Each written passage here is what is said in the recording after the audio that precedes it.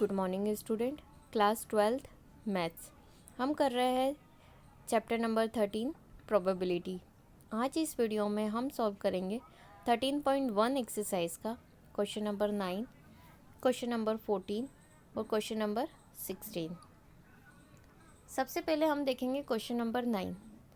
Question number 9 में given है mother, father and son line up at random for a family picture. मतलब हमने एक फैमिली पिक्चर्स क्लिक लाइन में arrange करी है, राइट, जिसमें मदर है, फादर है और सन है। ई केस दे के रखा है सन ऑन वन एंड, मतलब सन है क्या, एक तरफ एंड हो रहा है। एफ के लिए हो जाएगा फादर इन मिडिल, फादर का होना चाहिए मिडिल में, राइट।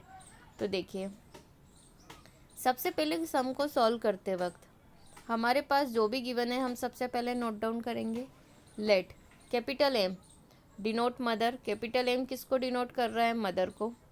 एफ डिनोट कर रहा है फादर को एंड द एस डिनोट कर रहा है सन को।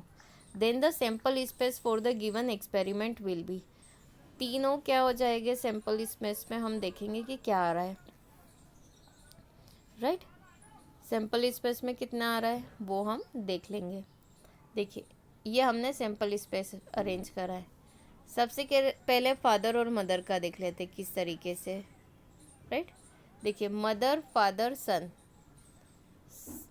सन father mother, father son mother, mother son father, son mother father, father mother son. ये इतने केसेस हो गए, इसके अलावा और कोई केस बन रहा है क्या, नहीं। Now here total number of cases कितने हैं, 6, मतलब एन ऑफ एस आपके पास कितना हो जाएगा 6। ई क्या हो गया आपके पास, सन ऑन वन एंड, सन का होना चाहिए आखिरी प्लेस पे, कोने पे। तो देखो 1 2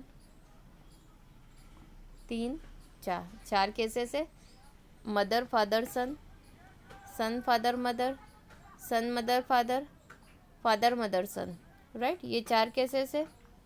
एफ के लिए क्या केस बोला उन्होंने, फादर इन मिडिल, फादर केवल मिड में होना चाहिए। 1 2 केवल 2 ही केसेस है, mother father son, son father mother, right. ये 2 केस हो गए। अब इन दोनों में इंटरसेक्शन देखना है, इन दोनों में इंटरसेक्शन कौन कौन सा हो जाएगा, ये तो ये हो गया, एक ही हो गया, मतलब ये वाले दोनों केसेस आ गए। ई इंटरसेक्शन एफ में आ जाएगा mother father son, son father mother, right. अब देखिए इसके लिए पी ऑफ ई कितना हो जाएगा, कितने केसेस है 4, तो ये हो गया 4/6, इट मीन्स 2/3। इसमें कितने केसेस है 2, तो पी ऑफ एफ कितना हो जाएगा 2/6, it means 1/3।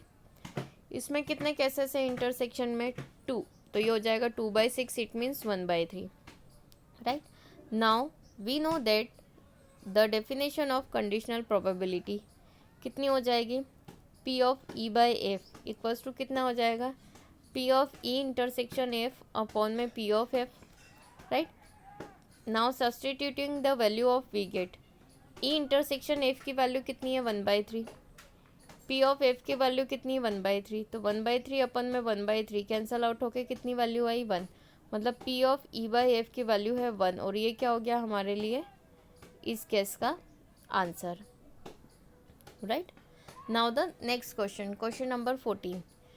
Given that the 2 numbers appearing on throwing 2 dice are different, 2 dice के लिए बात हो रही है। Find the probability of the event the sum of number on the dice is 4, जिसका सम कितना हो 4 आ रहा हो, राइट।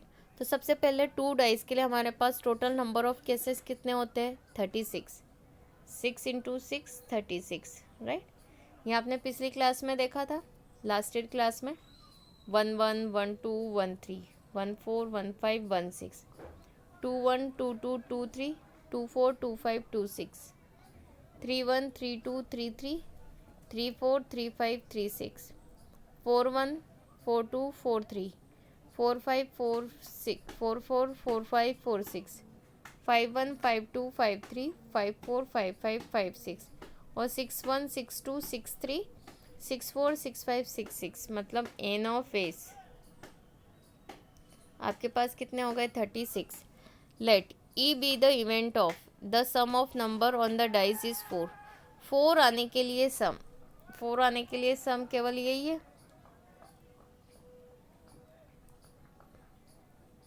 ये।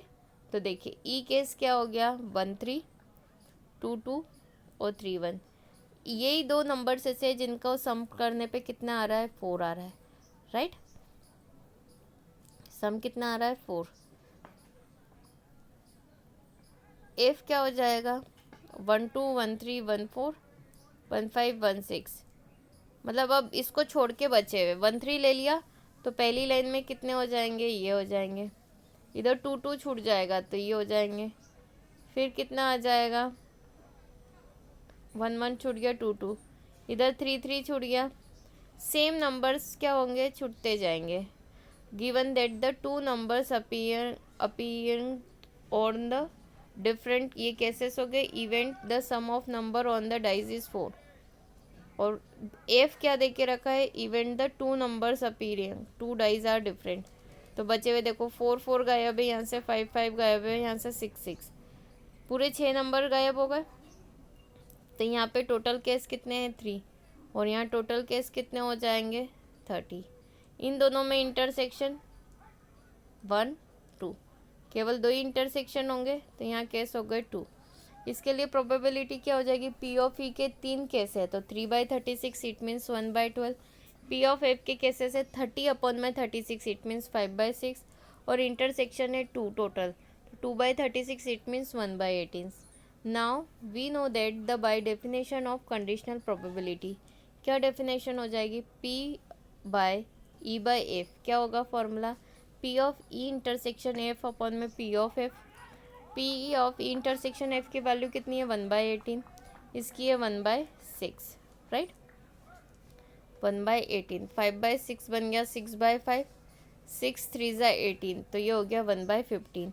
मतलब P of E by F की वैल्यू कितनी हो गई हमारे पास 1/15, और ये क्या हो गया इस केस का answer. Now the question number 16। Question number 16 क्या गिवन है, if P of A given है 1/2, पी ऑफ बी गिवन है आपके पास 0, then P of A by B is, first answer दिया है 0, सेकेंड 1/2, सी गिवन है नॉट डिफाइंड, डी गिवन है 1। मतलब ये देखे जाए तो चूज द करेक्ट है, राइट। इसका आंसर बोल रहे हैं नॉट डिफाइंड। अब हम देख लेते हैं कि नॉट डिफाइंड कैसे आ रहा है, clear.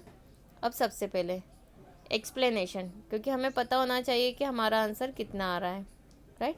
We know that the definition of conditional probability, क्या गिवन है हमारे पास, देखिए P of A by B कितना गिवन है, P of A intersection B upon में पी ऑफ बी होता है फॉर्मूला, क्योंकि हमें ये फाइंड करना है। Given P of A given है 1/2, पी ऑफ बी गिवन है 0 using 1, P of A intersection B की कोई वैल्यू नहीं इसलिए हमने उसको एज इट इज़ रखा है।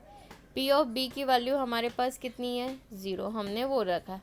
अब देखो किसी भी नंबर में हम 0 से डिवाइड करें, किसी भी नंबर में जब हम 0 से डिवाइड करें तो कितना आता है इन्फिनिटी। अब यहाँ पे 1 तो नहीं दिया है, लेकिन कोई सी भी वैल्यू दे के रखी हो, कोई सी भी वैल्यू को जब हम 0 से डिवाइड करेंगे तो आंसर आएगा infinity, it means not defined, right. तो यहाँ हो जाएगा 1/0, राइट। तो ये क्या हो जाएगा नॉट डिफाइंड। तो हमारा आंसर कितना आ जाएगा, 0 ना आते हुए क्या आएगा नॉट डिफाइंड। तो हमारा करेक्ट ऑप्शन क्या हो गया सी। सी क्या हो गया हमारा करेक्ट ऑप्शन। इस तरीके से आपको choose the correct sum exam में सॉल्व करना है, और option C is correct option answer. Thank you.